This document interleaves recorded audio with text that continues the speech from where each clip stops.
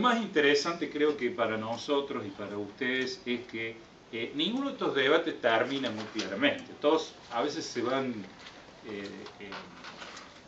desarmando un poco, pero nunca están cerrados del todo. Y estas etapas a veces no tienen una continuidad necesariamente una con la otra, sino que a veces se superponen los debates, ¿no es cierto? Como si fueran en las capas de una torta, de un pastel.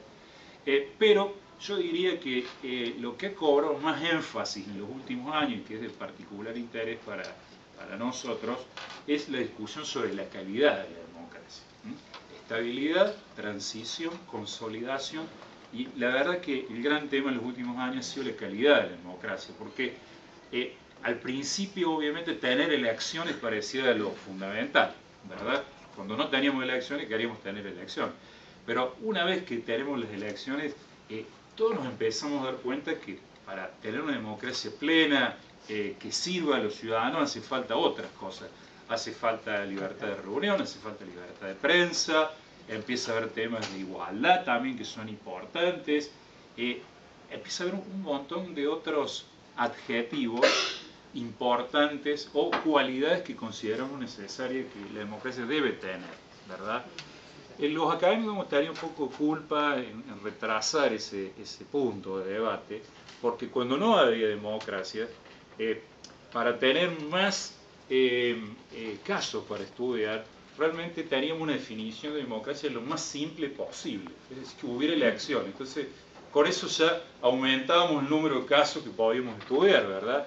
Ahora, cuando ya la mayoría de los países en la región tiene elecciones, no voy a decir tiene democracia, pero tiene elecciones, y ya la gente empieza a ver democracia, bueno, decir, bueno, sí, pero aparte de la elección tenemos libertad de prensa, tenemos esto, otras dimensiones, ¿verdad? Entonces, la gran discusión es cómo entendemos este tema de la calidad de la democracia, y allí la sociedad civil y la organización de sociedad civil tiene un rol fundamental en esta discusión, y académicamente, reitero, es un poco en ese es el foco en el que estamos en este momento.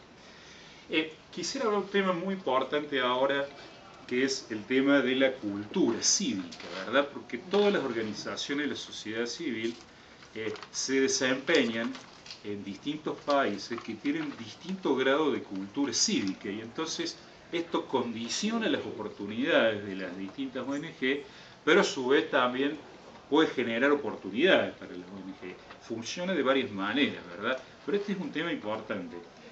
Los antecedentes en esto son muy largos. En el caso de Estados Unidos hubo una obra fundamental de un pensador francés, un noble francés, que visitó Estados Unidos, y en el año 1835 escribió un libro que se llamó La democracia en América. Y él estaba fascinado como europeo en esta sociedad, la norteamericana, porque le parecía que era una sociedad extremadamente individualista, muy individualista, con un énfasis enorme en el individuo, pero a su vez él notó que, a diferencia de la situación en Europa, había una tendencia muy grande de estos individuos a asociarse, a formar clubes, a ir a la iglesia, a armar cooperativas para apoyar los colegios, etc. Entonces a él esa tensión, pero ese equilibrio, diría yo, entre individualismo y una voluntad de asociarse, le llamó poderosamente la atención, y es uno de los grandes temas de Estados Unidos en los últimos 200 años, ese equilibrio entre el enorme individualismo que uno descubre en este país, pero sube la tendencia del norteamericano promedio a formar parte de un montón de otras organizaciones. Le gusta juntarse, trabajar en equipo y hacer cosas. Esto determina una cultura cívica muy particular, ¿verdad? En la que la gente trata de hacer cosas colectivamente, uniéndose a otros, ¿verdad? A pesar, reitero, del énfasis muy capitalista y muy individualista que tiene esta sociedad. Saltando más de 100 años en el siglo XX, en el año 1958, un pensador de Harvard, Edward Banfield, escribió un libro muy interesante que se llamó Las bases morales de una sociedad retrasada, y en el que estudió la vida en un pueblito en el sur de Italia, en el cual pasaba algo contrario a lo que escribía Tocqueville que pasa acá en Estados Unidos.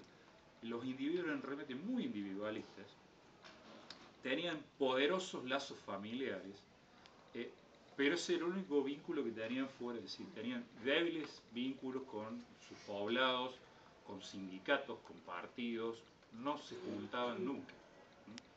Entonces él analizó este caso de esta pequeña ciudad en el sur de Italia que fue muy famosa. La idea dura de este libro es que hay un ethos, una especie de espíritu de una comunidad, y que este espíritu de alguna manera es bastante inmutable, es bastante fijo. Y por lo tanto, claro, las perspectivas futuras de esta comunidad, digamos, no eran muy buenas, porque, reitero, no había un gran espacio para que la gente se juntara e hiciera distintos tipos de cosas.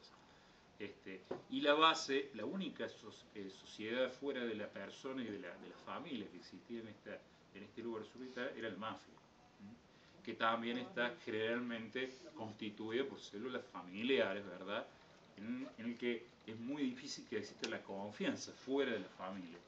Eso es un tema al que vamos a volver, la posibilidad de generar confianza fuera de los lazos de sangre, de los lazos familiares. Esto es una característica muy importante de algunas sociedades, y esto es que considera la teoría que las sociedades civiles, la ONG, generalmente fomentan la generación de esta confianza más allá de la familia. Esto es uno de los valores que tiene la actividad de las ONG.